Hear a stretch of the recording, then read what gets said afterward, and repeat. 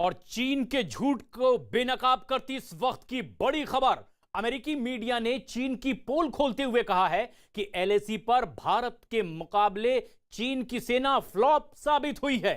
चीनी राष्ट्रपति Xi Jinping को एलएसी विवाद का जिम्मेदार ठहराते हुए न्यूज़वीक अखबार ने लिखा है कि शी जिनपिंग ने भारतीय क्षेत्र में घुसपैठ करके अपने भविष्य को खतरे में डाल दिया है और उनकी सेना पीएलए लद्दाख में बुरी तरह से नाकाम हुई है।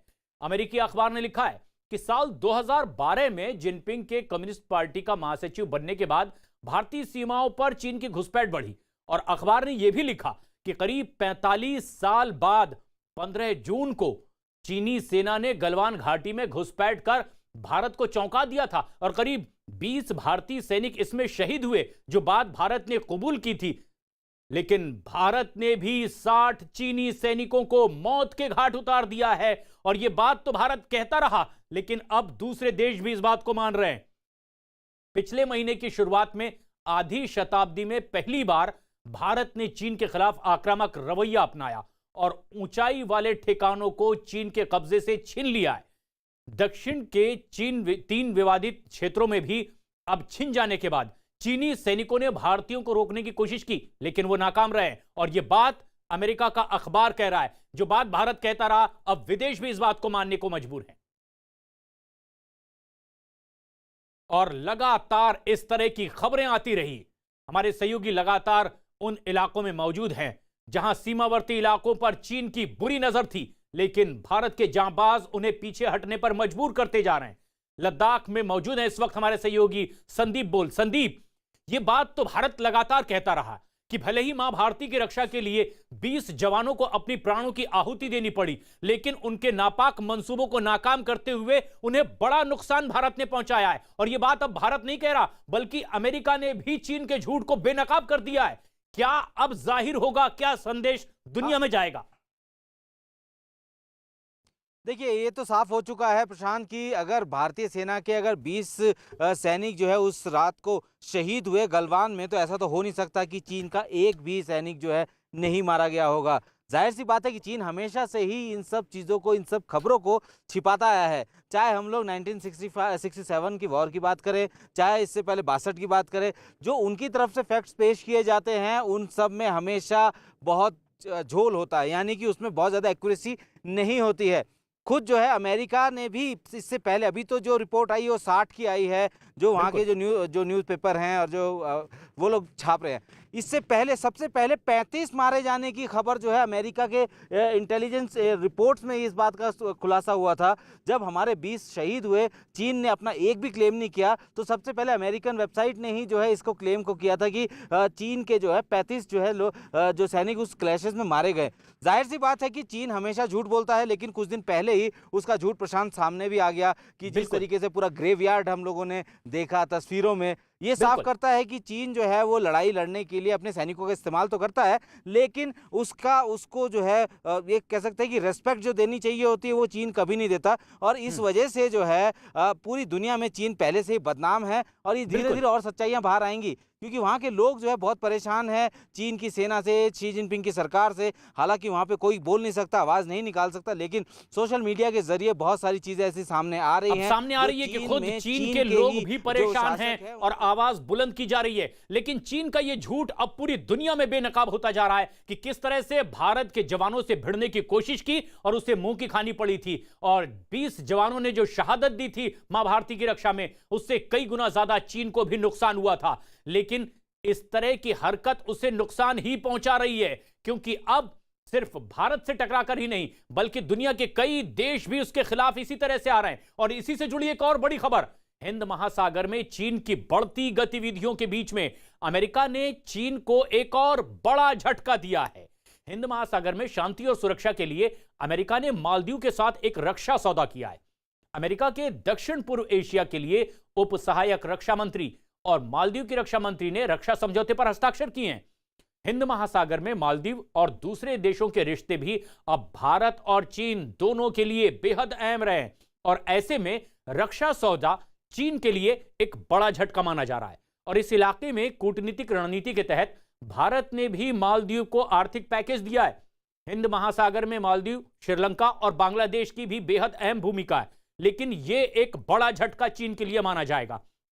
और ऐसे में जबकि भारत की सीमाएं चाक चौबंद सुरक्षित करने की तैयारी और ज्यादा तेज कर दी गई है ताकि चीन पीछे हटने को मजबूर हो जाए। हमारे सहयोगी लद्दाख में भी मौजूद है, हमारे सहयोगी उत्तराखंड के उन सीमावर्ती इलाकों में भी मौजूद है जहां चीन की बुरी नजर है, और इसी तरह से अब अरुणाचल प्रदेश में भी कुछ ऐसा ही देखा गया। मिंटू हमारे सहयोगी यहां पर मौजूद हैं। मिंटू, जिस तरह से अब भारत लगातार अपनी ताकत को आगे बढ़ाता जा रहा है, इसी वजह से चीन मजबूर है, लेकिन जिस तरह से मालदीव और अमेरिका के बीच ये समझौता हुआ है, कई देश अब ये मानने लगे हैं कि चीन की नापाक हरकत को इसी तकनीक से, इसी तरीके से और इसी रणनीति से अब पीछे धकेलने के लिए योजना बनानी पड़ेगी। और क्या उसी की कड़ी में इसे माना भी जाए?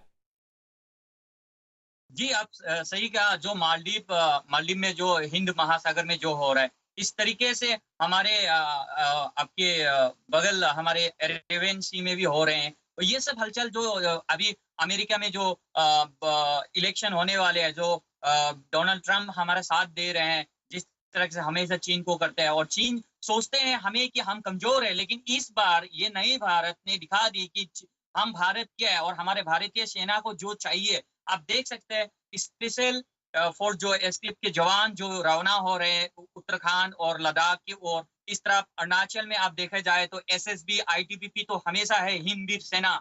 उसके बाद यहाँ पे जो स्काउट लगाया गया है, और ये सब देख के इंफ्रा जो यहाँ पे सुखोई लैंड हो रहा है, यहाँ पे चिनोक विजयनगर बोल के एक इलाका है जो म्यांमार और चीन का बॉर्डर करते हैं, विजयनगर, जहाँ पे रोड सड़कें नहीं है, लेकिन वहाँ पे चिनोक लैंड हो रहे हैं। और वहां पे 1962 बोल के नहीं है, सेकेंड वर्ल्ड वॉर के जो जवान है, फौजी गोरखा रेजिमेंट लोग के रिटायर्ड, वो वहां रहते हैं विजयनगर पे, और वो विजयनगर पे चिनोक हेलीकॉप्टर लैंड हो रहे हैं। वहां जो हमारे ये सिक्योरिटी रीजन है, बता नहीं सकता हूँ, लेकिन भी मैं बोल रहा हूँ कि वहाँ चिनोक लैंड कर रहे हैं। मैकमोहन लाइन पे हर कोना पे, हर एएलजी में, हर हेलीपैड में हमारे आपके हेलीकॉप्टर हो या C-17। और ये एक बड़ी खबर भी आप दे रहे हैं कि किस तरह से उन इलाकों में जहां सामान्य स्थिति होती थी, अब डिप्लॉयमेंट बढ़ाया जा रहा है। यानी अब इस ताकत का एहसास चीन को होने लगा है कि भारत उस तरह से रिएक्ट नहीं करेगा अगर उससे हम लड़ने और भिड़ने की कोशिश करेंगे। और इसीलिए भी दुनिया को अपनी झूठी ताकत दिखाने वाले चीन को कई जगह मुंह की खानी पड़ रही है। और ऐसी से जुड़ी हुई एक और बड़ी खबर यह भी आ रही है कि अब चीन को अंतरिक्ष में भी एक बड़ा झटका लगा है। बिना तैयारी के अंतरिक्ष में भेजी गई चीन की रिमोट सेंसिंग सैटेलाइट जिलिन एक गोफेन 2C अपनी कक्षा में पहुंचने से पहले ही चूक गई है। और बताया यह जा रहा है कि चीन की सैटेलाइट बीच रास्ते में ही भटककर क्रैश हो गई है, और सैटेलाइट को समय से पहले ही, पूरी योजना के पहले ही इसे लॉन्च करने की कोशिश हुई थी। शनिवार को दोपहर 1:02 पर जिक्वान उपग्रह प्रक्षेपण केंद्र से इसे लॉन्च किया गया था, लेकिन चीनी मीडिया के मुताबिक चीन के सैटेलाइट की लॉन्चिंग ही फेल हो गई है। और एक बार फिर यह दिखाता है कि जल्दबाजी में किस तरह से चीन औंधे मुंह गिरता चला जा रहा है। संदीप बोल हमारे सहयोगी जो लद्दाख में मौजूद हैं। संदीप, जिस जगह आप मौजूद हैं, पीछे पहाड़ियों में वही इलाका छिपा हुआ है जहां गर्माहट महसूस की जा सकती है भारत और चीन की सेना के बीच। लेकिन क्या यह चीन की जल्दबाजी है, हड़बड़ी है, कि वो जल्द से जल्द वो हासिल करना चाहता है जो उसके हक में ना भी हो, और उसी की ये वानगी है, मिसाल है कि उसका सैटेलाइट लॉन्च फेल हो गया है? बिल्कुल प्रशांत, जिस जगह हम लोग खड़े हैं, हालांकि मैं बता देना चाहूँगा कि जो विवाद की जगह है वो यहाँ से 150-200 किलोमीटर दूर है। हम लोगों ने कोशिश की उस तरफ जाने की, लेकिन हम लोगों को जो है रोक दिया गया। किसी भी सिविलियन गाड़ी को, मीडिया को उस तरफ जाने नहीं दिया जा रहा, टूरिस्टों को जाने नहीं दिया जा रहा, क्योंकि वहाँ पे हैवी मूवमेंट है और सिचुएशन टेंस है। लेकिन आप जिस तरीके से कह रहे हैं कि ये पहाड़ियाँ आप देख सकते हैं, अमूमन इसी तरीके की पहाड़ियाँ जो है उस पूरे इलाके में हैं। चाहे हम लोग पेंगोंग के दक्षिण इलाके की बात करें, चाहे हम लोग पेंगोंग के नॉर्थ इलाके की बात करें, इसी तरीके की पहाड़ियाँ हैं। हालांकि उनकी हाइट और ज़्यादा ऊंची है, क्योंकि ये इनकी हाइट ज़्यादा से ज़्यादा 12,000 या 10 या 12,000 के आसपास इनकी हाइट होगी, लेकिन वो तो 16,000, 17,000, 18,000 फीट की हाइट में है। तो ऐसे में वहाँ पे भारतीय सेना अभी फिलहाल अपने आप को मौजूद और अच्छी मजबूत स्थिति में तैनात करके बैठी है। तो चीन के सामने अब कोई दूसरा कह सकते हैं कि कोई दूसरा उपाय बचा नहीं है बातचीत के अलावा। और दूसरी चीज़ आपने कहा कि जो सैटेलाइट की बात है, चीन जो है हमेशा से ही एक चोरी की टेक्नोलॉजी को जो है अपना कहकर जो है वो पेश करने की कोशिश करता है दुनिया के सामने। लेकिन इस बार भी ऐसा नहीं है कि स्पेस में उसकी महारत नहीं है, स्पेस में अच्छी खासी महारत उसने हासिल कर रखी है। हालांकि उसकी खुद की टेक्नोलॉजी नहीं है, लेकिन अच्छी खासी महारत हासिल है उसको। और जब इसका जो रॉकेट है, जब इसको यहाँ से जब इसने उड़ान भरी तो बीच रास्ते में, क्योंकि हमेशा देखना पड़ता है ग्रेविटी के हिसाब से कि कौन सा पैरामीटर जो है, क्या एग्जैक्ट पैरामीटर के साथ वो जा रहा है नहीं जा रहा है। जब भी देखा जाता है कि ट्रेजेक्ट्री से अलग हो जाता है या पैरामीटर पे नहीं खरा उतर रहता तो उसको मिशन अबॉर्ट किया जाता है। लेकिन ये अबॉर्ट जो कहा गया है, साफ सीधी बात ये है कि चीन ने बहुत जल्दबाजी में इसको अंजाम देने की कोशिश की। बहुत ज़्यादा रिसर्च, बहुत ज़्यादा काम इस पे शायद नहीं किया, इसी वजह से इतना महंगा जो प्रोजेक्ट है वो इसका नुकसान हो गया तो है। संदीप, ये लेकिन समझा जा सकता है इसका कि असर जो है पूरी अगर नीयत खराब हो तो अंजाम यही होता है जो चीन को भुगतना पड़ रहा है। जल्दबाजी में, बगैर पूरी तैयारी के इस तरह से सैटेलाइट लॉन्च करना नाकाम हुआ है चीन का, और ये एक बार फिर चीन के लिए बड़ी नाकामी है। लेकिन ब्रिटिश मीडिया ने भी शी जिनपिंग पर सीधा निशाना साधा है। ब्रिटिश मीडिया के मुताबिक शी जिनपिंग चीन को आग की तरफ धकेल रहे हैं। ब्रिटिश मीडिया ने कहा है कि शी जिनपिंग को ताकत मिलने से देश बर्बादी की तरफ बढ़ रहा है, और कम्युनिस्ट पार्टी के प्रमुख बनने के बाद वो देश के बजाय अपनी ताकत सिर्फ देख रहे हैं, और ये एक के बाद एक घिरता नजर आ रहा है चीन। संदीप, ऐसे में जबकि अमेरिका के अखबार ने यह बताया कि किस तरह से चीन झूठ बोल रहा है, अब ब्रिटेन के अखबार ने साफ तौर पर कह दिया है कि बर्बादी की तरफ धकेल रहे हैं शी जिनपिंग पूरे चीन को, यानी पूरी दुनिया में अब चौतरफा गिरते नजर आ रहे हैं। और जो ब्रिटेन की तरफ से बात सामने आई, क्या इसके मायने निकाले जाए अंतरराष्ट्रीय स्तर पर? प्रशांत, ये सिर्फ ना यूएस और ब्रिटेन नहीं, अमूमन जितने भी इंटरनेशनल मीडिया है वो चीन का जो व्यवहार है इस वक्त, क्योंकि पहले उसने कोरोना से संबंधित जो जानकारियां हैं वो छिपाई, जिसकी वजह से इतनी बुरी हालत जो है पूरी दुनिया में हो गई है। उसके बाद लगातार ये जो है, चाहे वो ताइवान पर अटैक करने की कोशिश कर रहा हो, वर्चस्व बनाने की कोशिश कर रहा हो, चाहे भारत का विवाद हो, ये सीधे तौर पर जो है पूरे दुनिया में जितने भी इंटरनेशनल मीडिया है सब इसको रिपोर्ट कर रहे हैं। और इसके पीछे सिर्फ और सिर्फ एक ही को एक्यूज किया जा रहा है, वो है शी जिनपिंग। शी जिनपिंग की जो नीतियां हैं, हालांकि पूरी चाइना की नीति है, विस्तारवादी नीति है, लेकिन शी जिनपिंग जिस तरीके से इस वक्त एक्ट कर रहे हैं, क्योंकि उन्होंने कुछ दिन पहले ही एक कॉन्स्टिट्यूशन में चेंज किया था और उसमें ये साफ हो गया था कि उनको जो है इस पद से कोई नहीं हटा सकता। ऐसे में अब उनका वर्चस्व है पूरे चाइना में, कम्युनिस्ट पार्टी में। ऐसे में अगर वो जो उनको चाहते हैं वो करेंगे और उनको कोई रोकने वाला नहीं है। हालांकि ये बताया जा रहा है कि कम्युनिस्ट पार्टी उनके इन सब व्यवहार से, क्योंकि अर्थव्यवस्था भी उनकी डाउन हो रही है, तो ऐसे में उनके खिलाफ काफ़ी जो है आवाज़ें भी उठने लगी हैं। लेकिन जिस तरीके के हालात फिलहाल बने हुए हैं, शी जिनपिंग की जो नीतियां है वो इस वक्त सही रास्ते नहीं जाती नजर आ रही और है। ये बात ना सिर्फ हिंदुस्तान कह रहा है, बल्कि दुनिया के कई देश इसी बात को कह रहे हैं। और ब्रिटिश मीडिया के हवाले से जो खबरें आ रही है वो इसी बात की पुष्टि करती है कि कम्युनिस्ट पार्टी का प्रमुख बनने के बाद अपनी देश को वो आग में झोंकने की कोशिश में लगातार लगे हुए हैं। शी जिनपिंग सिर्फ अपनी ताकत दुनिया को दिखा रहे हैं। और क्या यही सीमावर्ती इलाकों में भी देखने को मिल रहा है, क्योंकि और भी देशों से हमारी सीमाएं जुड़ती है, लेकिन जिस तरह की हरकत चीन की रही है, खासतौर पर शी जिनपिंग की नीति रही है, अरुणाचल प्रदेश उन्हीं प्रदेशों में से एक है जिसकी सीमा उस तरफ लगती दिखाई दे रही है। मिंटू हमारे सहयोगी अरुणाचल प्रदेश से इस वक्त हमसे सीधे जुड़ रहे हैं। मिंटू, जो बात अब दुनिया के दूसरे देश कह रहे हैं, ब्रिटेन कह रहा है कि दरअसल अपने देश को यानी चीन को आग में झोंकने की कोशिश है शी जिनपिंग की, क्या इसी तरह की भावना अरुणाचल प्रदेश में लोगों की है जब सीमावर्ती इलाकों का रुख करते हैं? क्या ऐसा ही आप भी देख पाते हैं, महसूस कर पाते हैं? देखिए, अब एक बात बता दूं कि अरुणाचली लोग जो है, लोगों को जब ग्रीट करते हैं, वेलकम करते हैं, जय हिंद पुकार के करते हैं। अरुणाचली लोग भारत के कहीं में नहीं मिलेंगे आपको। जब वेलकम करेंगे, आप भी अगर अरुणाचल आते हैं तो आपको जय हिंद पुकार के करेंगे। मतलब देश हित में कितना देशभक्ति है और आप उसी में पता चल सकता है।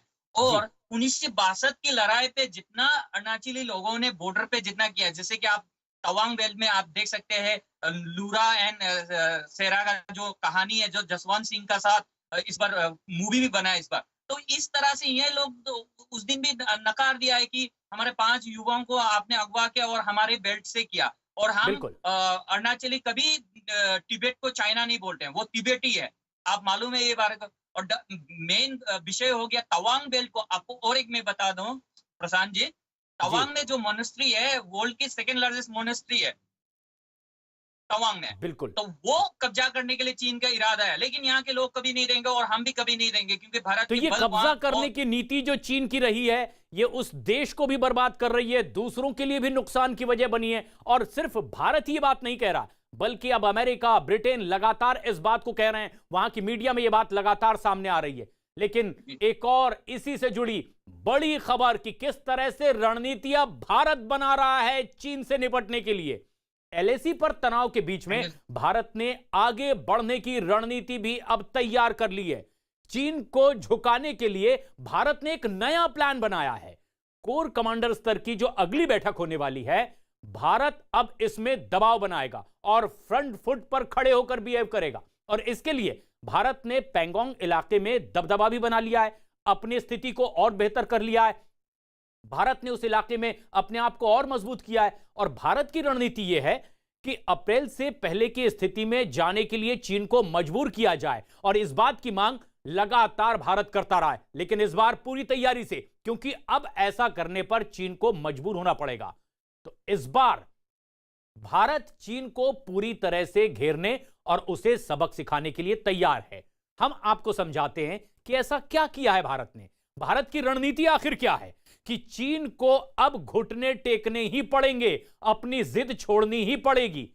बैठक 5 बार हो चुकी है, बेनतीजा रही है। भारत की यह रणनीति अब नए सिरे से आगे बढ़ी है। अगले हफ्ते यह बैठक हो सकती है। भारत चीन बैठक होने की संभावना पूरी। अगले हफ्ते पैंगोंग इलाके की पहाड़ियों पर भारतीय सैनिकों ने अब मोर्चा जमा लिया है और पैंगोंग के इलाके में भारत ने अपनी स्थिति को और मजबूत किया है।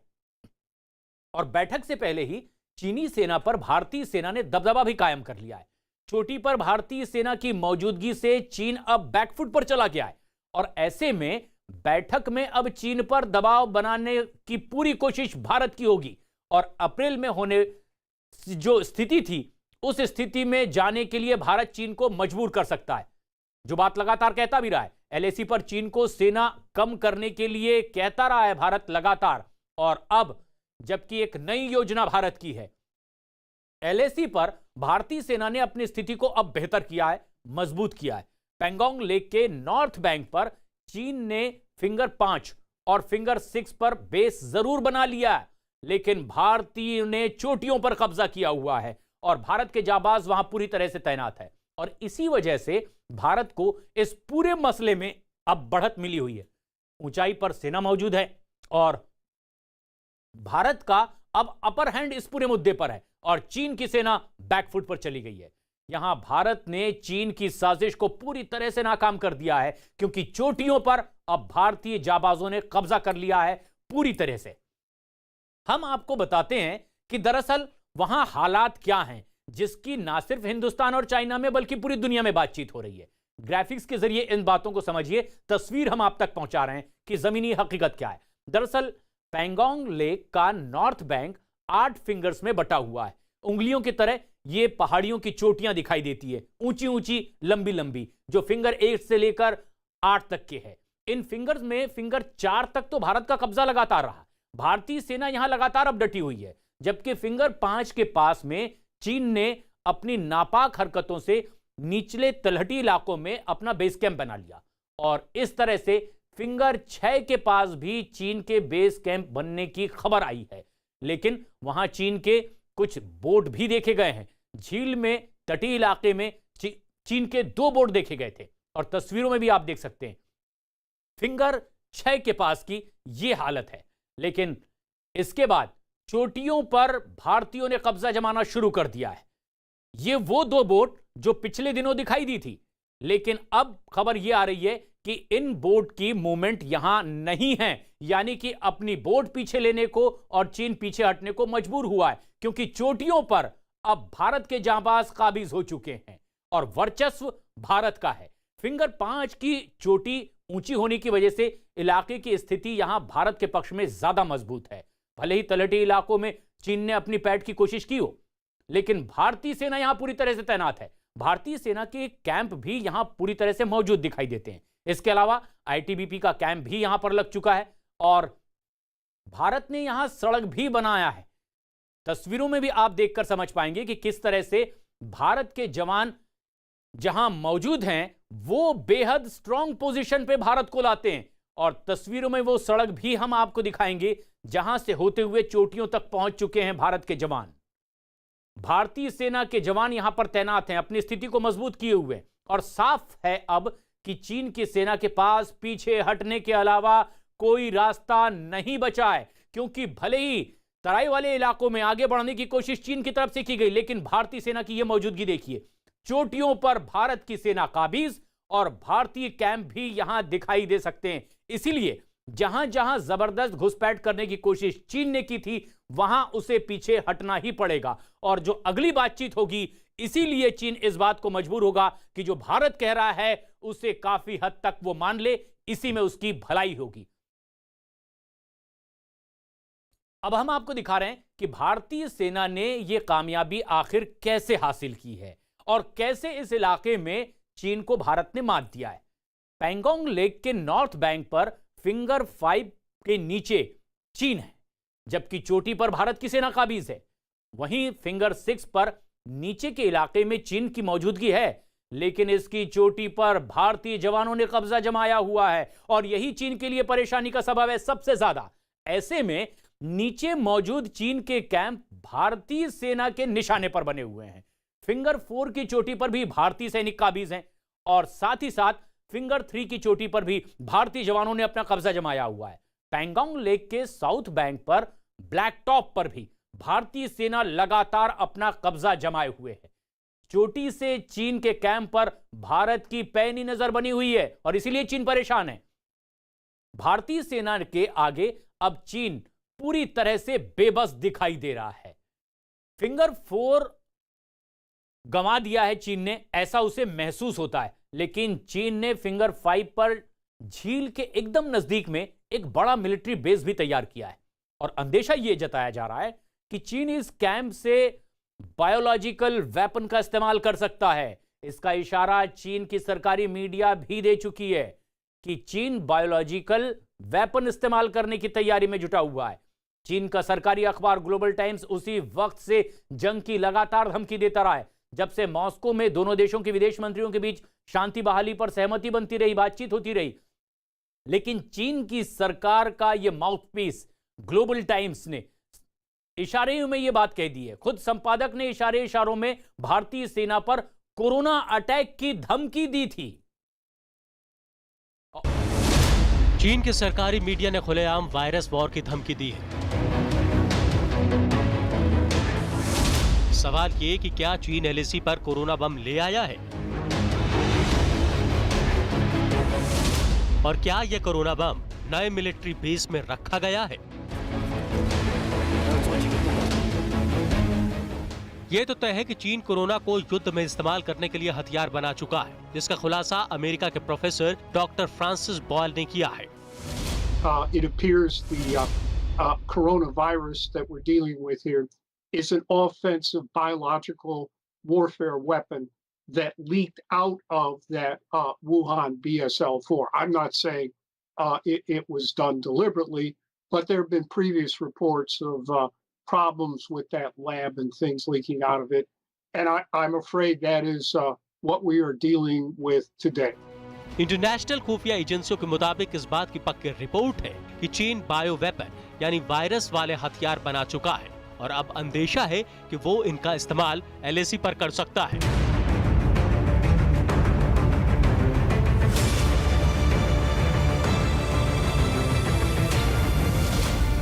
पैंगोंग के फिंगर 5 पर चीन ने अपना एक बड़ा सैन्य अड्डा तैयार किया है। इस अड्डे में चीन के हजारों सैनिक और युद्ध में इस्तेमाल में लाए जाने वाले साजो सामान रखे गए हैं, जिनमें बड़ी तोपें, आर्टिलरी गन्स और आर्टिलरी के दूसरे हथियार जैसे कि रॉकेट लॉन्चर और मिसाइल लॉन्चर भी तैनात किए गए हैं। अब सवाल ये कि क्या चीन ने इस बेस में वायरस वाला बायोलॉजिकल वेपन भी तैनात किया है। यह आशंका खुद चीन के सरकारी मीडिया की धमकी के बाद बढ़ गई है। चीन का सरकारी मीडिया लगातार जंग की धमकी दे रहा है। इसमें सबसे आगे है चीन का प्रोपेगेंडा और फेक न्यूज फैलाने वाला अखबार ग्लोबल टाइम्स, जो लगातार चीन के हथियारों की वीडियो पोस्ट कर रहा है। ग्लोबल टाइम्स की धमकी से लगता है कि चीन इन हथियारों के दिखावे की आड़ में वायरस वॉर छेड़ने की तैयारी कर रहा है। यह आशंका ग्लोबल टाइम्स के संपादक के ट्वीट से बढ़ गई है। हो शिजिन ने ट्विटर पर लिखा है कि अगर भारतीय सेना पेंगोंग झील के दक्षिणी किनारे से नहीं हटी तो पूरी सर्दी चीन की सेना वहीं डटी रहेगी। भारत का सैन्य तंत्र कमजोर है, उसके कई सैनिक कड़ाके की ठंड या कोरोना में मर जाएंगे। अगर दोनों देशों के बीच युद्ध हुआ तो भारतीय सेना जल्दी ही हथियार डाल देगी। इस ट्वीट में गौर करने वाली बात है कोरोना का जिक्र। ग्लोबल टाइम्स के संपादक ने इशारों इशारों में वायरस वॉर की धमकी दी है, यानी चीन वायरस वॉरफेयर शुरू कर सकता है। अमेरिकी प्रोफेसर का दावा है कि चीन ने कोरोना वायरस से युद्ध का हथियार बना लिया है। चीन ने वुहान लैब में सॉर्स वायरस पर रिसर्च कर नोवल कोरोना वायरस तैयार किया है। चीन के वैज्ञानिकों ने सार्स के जीनोम बदलकर नोवल कोरोना वायरस बनाया है। प्रोफेसर का कहना है कि वुहान की लैब में बायोलॉजिकल वेपन पर रिसर्च हुई है।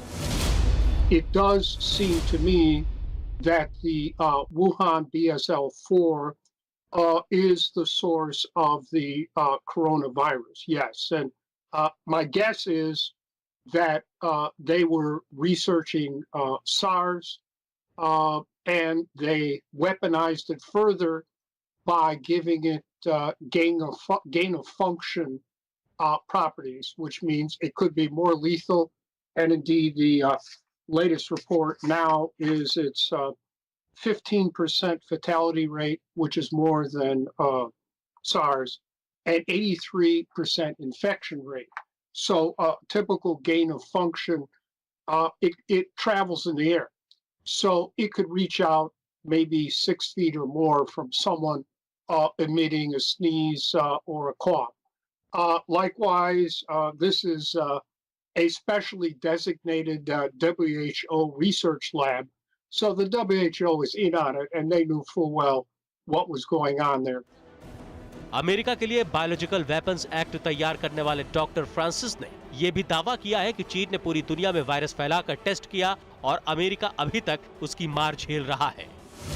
I drafted the U.S.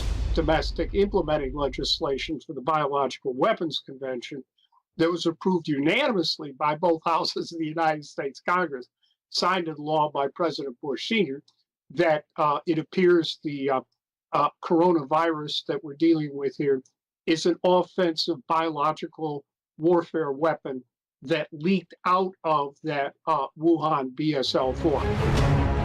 ये साबित हो चुका है कि चीन कोरोना वायरस को पूरी दुनिया में फैला चुका है। सभी देशों को इससे बहुत नुकसान भी हुआ है। अब चीन कोरोना वायरस को LAC पर वॉरफेयर के लिए इस्तेमाल करने की साजिश रच रहा है। ये वीडियो भी ग्लोबल टाइम्स के संपादक हो शिजिन ने ट्वीट किया है। इसमें दिखाया गया है कि किस तरह से ड्रोन्स के जरिए ऊंचाई पर बैठे चीन के सैनिकों तक खाना पहुंचाया जा रहा है। लेकिन इंटेलिजेंस ने अंदेशा जताया है कि चीन इन ड्रोन्स के जरिए विस्फोटक या फिर वायरस बम भी LAC के नजदीक फोड़ सकता है। चीन के खाना पहुंचाने वाले ड्रोन खतरनाक साबित हो सकते हैं। इन ड्रोन के जरिए बम भी गिराए जा सकते हैं। इन्हीं ड्रोन से LAC पर कोरोना वायरस भी फैलाया जा सकता है। स्वार्म नाम की एक तकनीक से ये ड्रोन कंट्रोल किए जा सकते हैं। स्वार्म तकनीक के जरिए सभी ड्रोन को अलग अलग तरीके से चलाया जा सकता है और ये छोटे ड्रोन ऊंचाई वाले इलाकों में भी लैंड कर सकते हैं।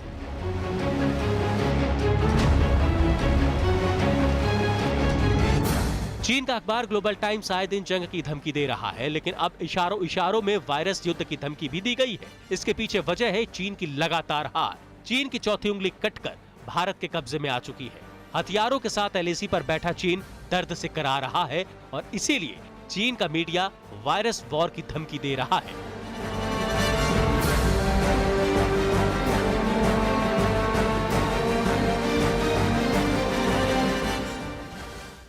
चीन वायरस वॉर की धमकी देता है, लेकिन भारत अपनी तैयारी पूरी रखे हुए है। और इसी कड़ी में चीन से जारी तनाव के बीच हिमाचल के रोहतांग को लेह से सीमा से जोड़ने वाले अटल टनल बनकर अब पूरी तरह से तैयार कर ली गई है। यह टनल दुनिया की सबसे ऊंची और सबसे लंबी सुरंग होगी, जिससे लद्दाख और लाहौल स्पीति में अब 12 महीने पहुंच होगी। देश के दूसरे इलाकों से यह इलाका 12 महीने जुड़ा रहेगा और खबर यह भी है कि इसी महीने के आखिर हफ्ते में प्रधानमंत्री नरेंद्र मोदी इस टनल का उद्घाटन भी कर सकते हैं। अटल टनल को बॉर्डर रोड ऑर्गेनाइजेशन ने तैयार किया है। यह टनल 10,000 फुट की ऊंचाई पर बना हुआ है और कहा यह जा रहा है कि इतनी ऊंचाई पर दुनिया की यह सबसे लंबी टनल है। इस टनल के अंदर थोड़ी थोड़ी दूरी पर आप तस्वीरों में भी देख सकते हैं सीसीटीवी कैमरे लगाए गए हैं। सुरक्षा के लिहाज से पूरे चाक चौबंद पुख्ता इंतजाम किए गए। इसके अलावा बताया यह जा रहा है कि इस टनल के शुरू हो जाने से किसी भी मौसम में लेह तक पहुंचा जा सकता है।